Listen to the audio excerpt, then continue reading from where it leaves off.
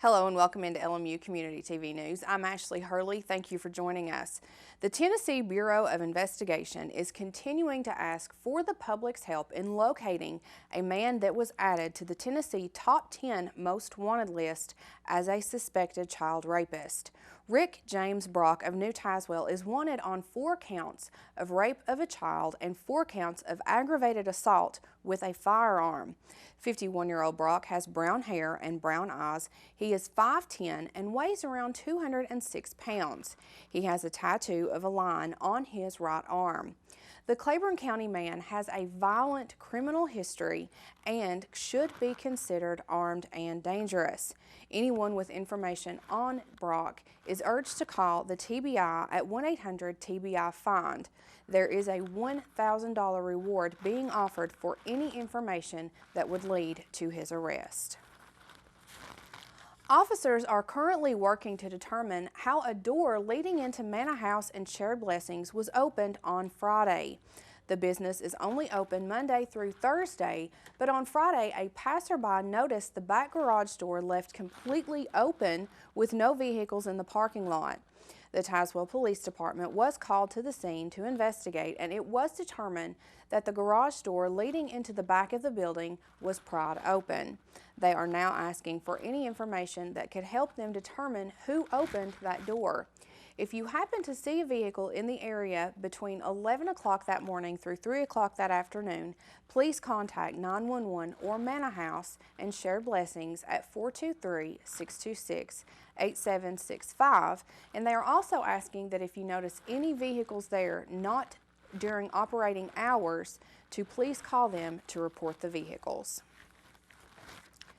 The Campbell County Sheriff's Department is conducting a roundup of nearly 50 people that includes a La Follette City Councilman and a former Campbell County Sheriff's Office employee.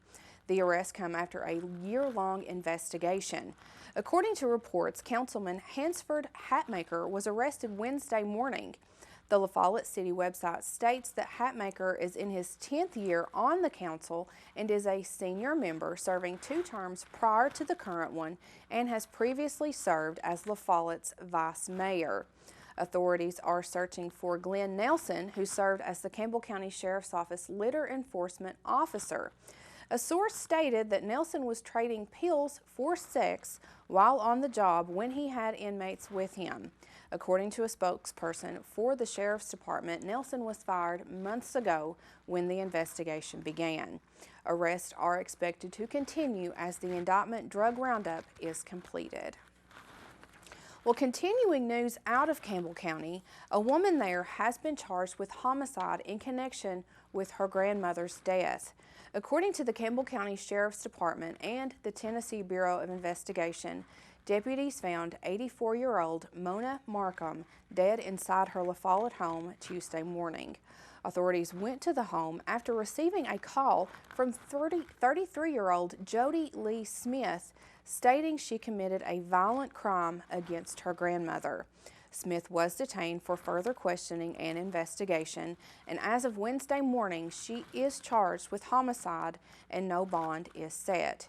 Smith's criminal history includes 3 child support arrests and a December 2015 arrest in Campbell County for disorderly conduct and resisting arrest. The cause of death will not be officially determined until the completion of an autopsy by the medical examiner. The Tennessee Bureau of Investigation is in charge of the complete investigation. State road crews finished the paving on State Route 33 bridge just in time to open Friday morning for travelers. All factors did work together, including the weather, to permit the bridge to finally open. The new bridge crosses Norris Lake near Sharps Chapel. A spokesperson with the Tennessee Department of Transportation said the old bridge averages nearly 10,000 vehicles per day. Now, construction on the bridge began in 2009, but work had to be temporarily halted at Norris Lake following a death of one of the workers at the Henley Bridge construction site in Knoxville. The two-lane truss bridge opened in 1936 and continued to have poor drainage issues and did claim several side view mirrors when large vehicles would meet while traveling across the bridge, and there were also weight restrictions that posed problems. When the construction began, it was estimated that the new bridge would be carrying passengers and the old bridge would be dismantled by June 30th of 2012. At that estimated date, into 19 months of the project, less than 30% of the project had been completed. Now, following several problematic situations, a new company was brought in to complete the project, and now the community will be able to travel across the newly built and paved bridge. The dismantling of the former bridge is expected to begin over the next few months, but that work is not expected to have any impact on the new bridge. The Cumberland Gap National Park is in the process of updating the park fire management plan. To explain more about what the fire assessment and management consists of, we turn to Chief Ranger Gene Westlow to help us out. Fire management plan for the park is really a document the park will use to manage wildfires in the park. It'll address a lot of different issues, including the wilderness. The park's got 14,000 acres of recommended wilderness. It's treated as wilderness, and the whole park is 24,000 plus acres. It's going to address different ways the park will manage fires, whether they are wildfires that start from a natural ignition or fires that start that are management ignited, what we call prescribed burns. Addressing different issues such as we have a lot of interface with urban areas on our park boundaries, and there's some concern there with fuel buildup, dead and down wood that accumulates over the years. And the park has always had a full suppression program. In other words, a wildfire that starts is always put out, and over the years that's resulted in a lot of fuel buildup, and we've had a lot of natural die-off in the trees, such as created by exotic insects like the emerald ash borer, the most recent one we've had come through. We're concerned about wildfire getting started in there and then affecting our neighbors. We look at areas like that. We call that a wildland-urban interface issue. There are also some other ecological issues that the management plan will address. This total suppression over decades has also caused kind of a shift in the overall mosaic of the species that are found in the park, and started shifting more toward less fire tolerant species. Some of the thinner bark trees like the maples and the beech trees becoming more dominant, and some of the more fire tolerant species, the pines and such, being less prevalent than they would be under normal conditions if fires were allowed to burn where they start. The current plan does not allow use of unplanned ignitions for resource benefits in appropriate zones in the park. To explain that and control burns and what the plan outlines, here is Shane Sturgill. Started doing control burns for a lot of different reasons. We've been doing control burns since 2003, I believe, and we have different areas that we've treated regularly, sometimes as many as 3 different times. A lot of that is on our boundaries. It is for a lot of the fuel load reduction, which means all the dead and down, the thick mat of leaves, we're reducing that fuel load. So if we do have a start there and it's in, say, weather parameters are not really their worst case scenario, it's not a start that's going to do tree mortality, where it's going to do a lot of damage to all the vegetation and create an open space. A lot of that is on our boundaries, so if we have a start in the park, it won't go out of our boundaries. A lot of it's looking at the urban interface, where we have a lot of building sites, homes, and different people building up against the park boundaries. So for the same principle, if they have a fire and it escapes their property and comes into the park, so we're trying to manage those areas. And also for resource benefit, it is a tool that's used for promoting species to regenerate. It is a good habitat for the wildlife that's here in the park. An environmental assessment will be prepared along with the fire management plan to analyze the effects of the fire management activities on the human environment and provide an opportunity for the public to have input in accordance with the National Environmental Policy Act of 1969. During this public scoping period before the preparation of the environmental assessment, the park is seeking the public's thoughts concerning this update of the fire management plan. I guess to hear people's opinions about fire in the park. I know some folks are for it, some folks are against it. You know, we have smoke management issues that we have to deal with. We have a lot of endangered species here that we have to manage for the smoke, fire, certain times of the year that we can only put fire on the ground. So we want to hear folks' opinions on how they feel about if we do have a start in a park, that if we let that burn, what do folks think about that? We want to hear opinions. There may be things out there that we're not even thinking about. You know, there may be concerns of folks that we want to hear, and so we can assure folks that if we do have a start in the park and we decide to manage that we're, you know, it's in everybody's best interest. I mean, we're not going to let something come out of the park and do damage to personal property, things of that nature. So we're wanting to use this as a tool. The natives used it years ago. The settlers here used fire as a tool for clearing off their fields, opening up their vegetation areas, and knocking back that encroachment, and we still are wanting to use that as a tool here in the park today, or for future generations. Comments can be submitted online and should be submitted by February 3rd, 2016. Questions concerning this project can be addressed to the superintendent at the address online or by contacting Chief Ranger Gene Westlow at 606-246-1054. Now, coming up after the break, the Pet of the Week is back, and you don't want to miss this week's furry friend that is available for adoption, so keep it right here on LMU Community TV News. I come from a big family. I'm the oldest of 6. To me, being the first person to go to college, it's like setting a standard, you know? My little brother is 8 years old now. I challenge his curiosity. I challenge him to dream. I have to paint a picture for him that he can look up to and live up to and possibly be better than. My name is Jaquez, and I am your dividend. Todd's a great guy. I mean, look at him. What a sweetheart. Attaboy. Wait, Todd, what are you doing? How totally selfish and un-Todd-like of you. Come on, Todd. Come on, man. Dare you. Dare you to change the world. Yeah, you. Getting that college education. I dare you to be somebody important. Like be a teacher. Or a reality TV star. Dare you to stand up here. To call the shots. To be a role model. An inspiration. An innovator. To be a teacher. Think you can change my life? Make me excited about science like you. Have a career that really means something? Do it. I dare you.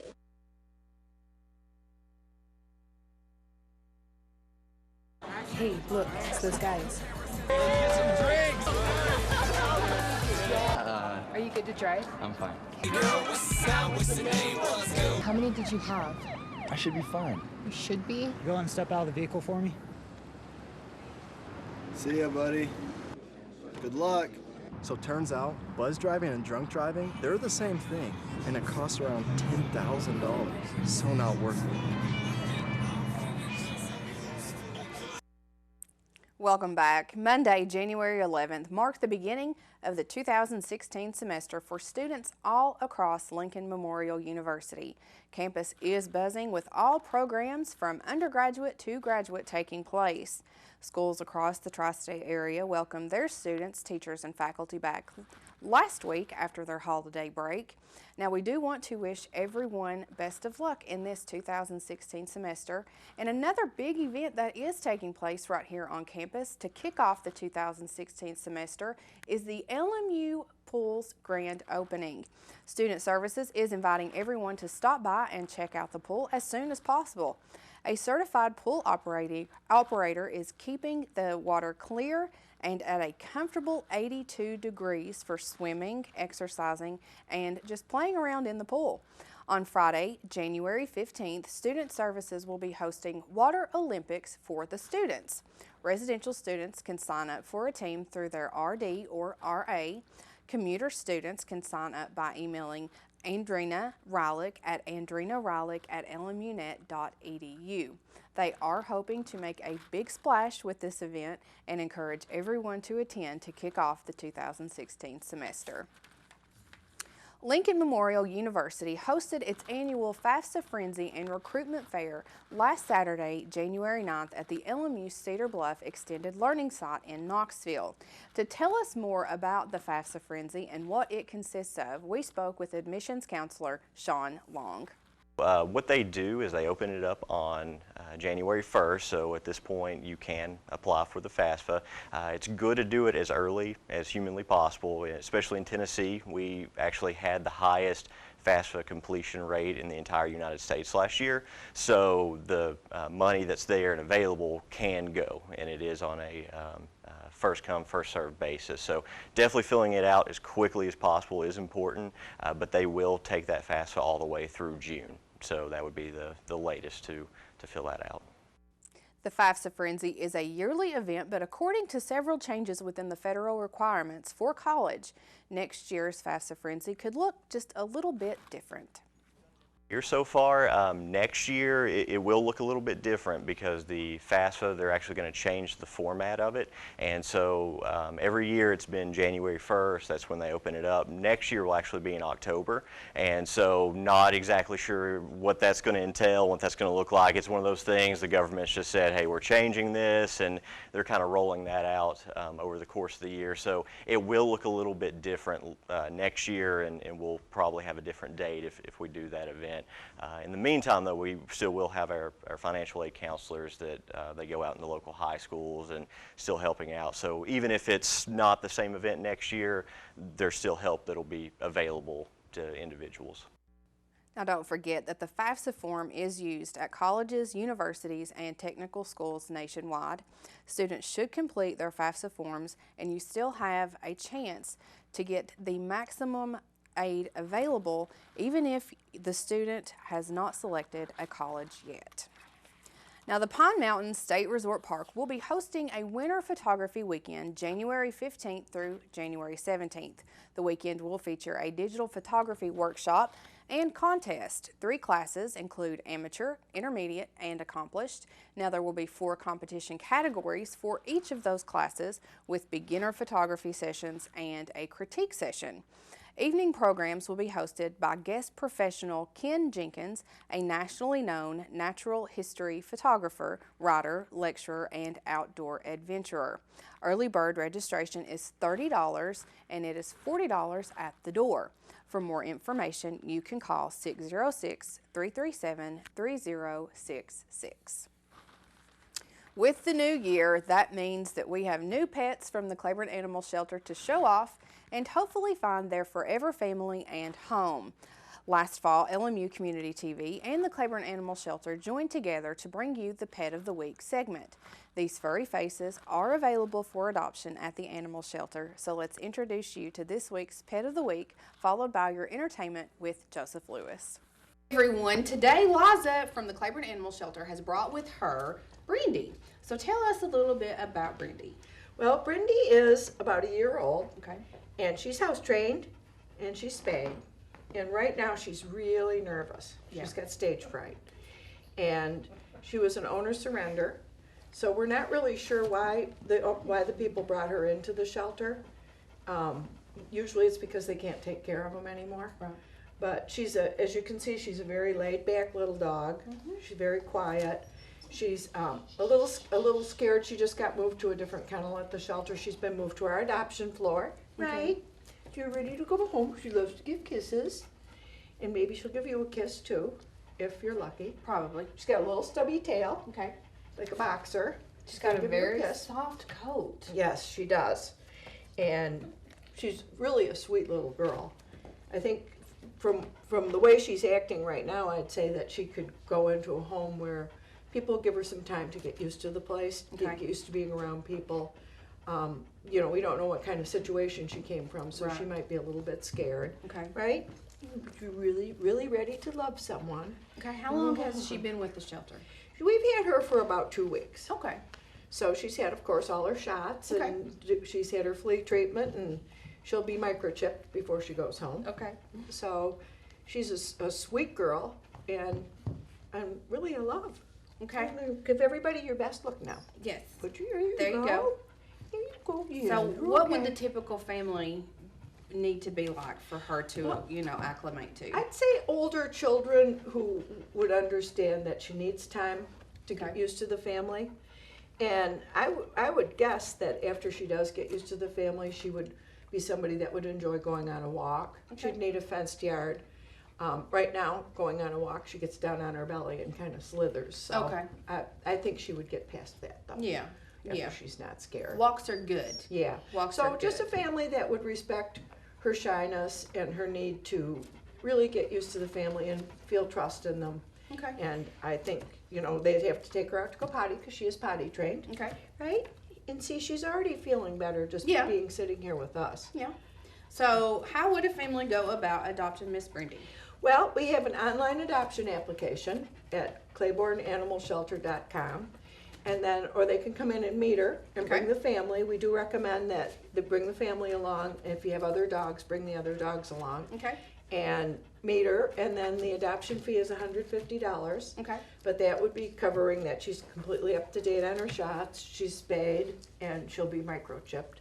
And you get a wonderful, wonderful new friend for your family. Yes. It has to be a family that loves doggy kisses. Yes, because she's given you a lot. I don't think she likes the taste of my makeup.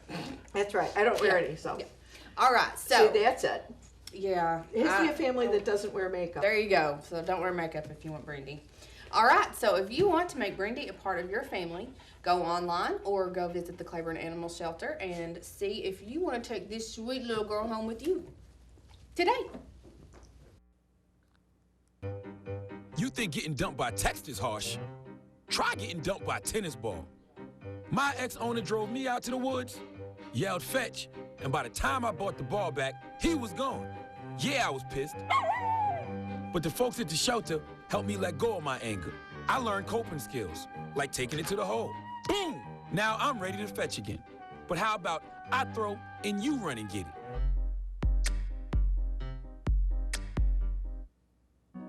They said a bottle was just a bottle.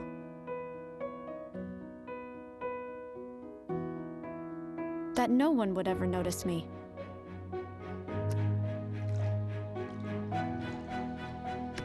But I knew I could be more. That one day, I would make people smile.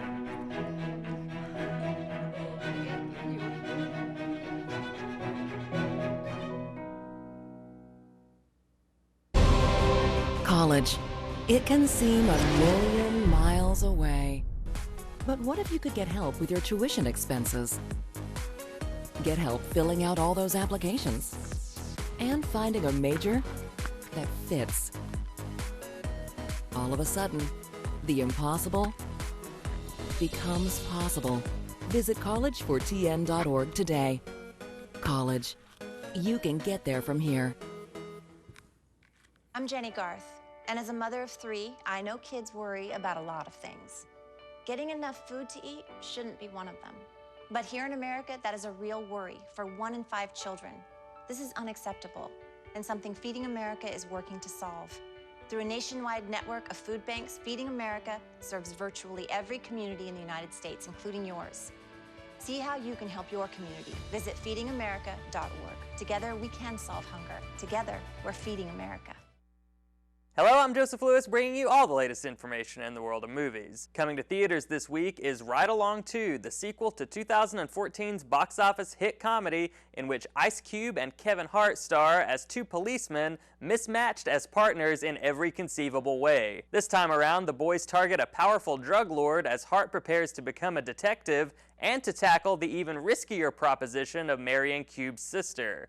Barbershop and Think Like a Man director Tim Story returns behind the camera, while Benjamin Bratt, Olivia Munn, and Ken Jeong co-star. Also new to theaters this week is 13 Hours: The Secret Soldiers of Benghazi, the latest action thriller from Transformers director Michael Bay, based on the September 2012 conflict in Libya.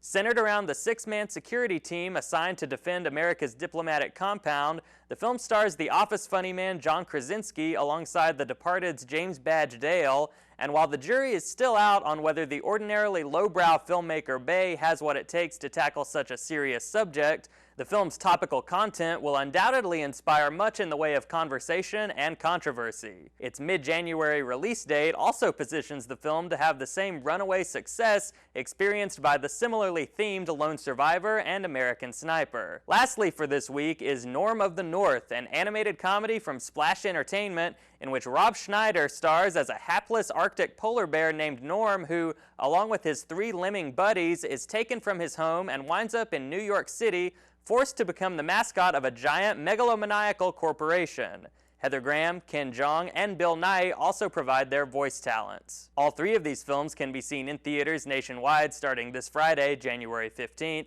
and as always, be sure to check your local listings for special Thursday night screenings in the area. That's all for today in the world of movies. I'm Joseph Lewis.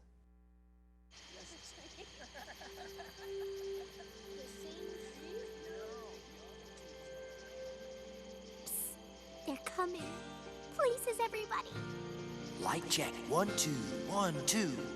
Everything looks good on our end. And lights. Come alive with the forest. Visit discovertheforest.org to find a forest near you. They said I have troll teeth. That my voice sounded like a possessed baby doll. That no one would ever love someone as stupid as me. That I was fat, ugly. Disgusting. The effect of bullying is potent. We will no longer be the silent majority. Now, when you see online bullying, there's something you can do about it. We're gonna take action with the I. I am a witness. I am a witness. I am a witness. I am a witness. I am a witness, and so are you.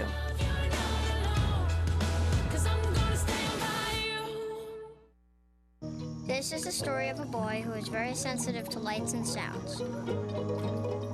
So he built secret hiding places where nothing could get in.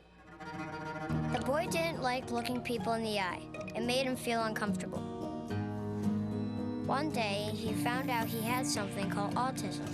His family got him help, and slowly, he learned how to live with it better. Early intervention can make a lifetime of difference. Learn the signs at autismspeaks.org. Me and my boy Matt had it good. He had catnip that was off the hook. But one day, he brings a girl home, and she's allergic to cats. Every sneeze was a nail in my coffin. Now I'm in a shelter. It's decent, but they don't even have Wi-Fi.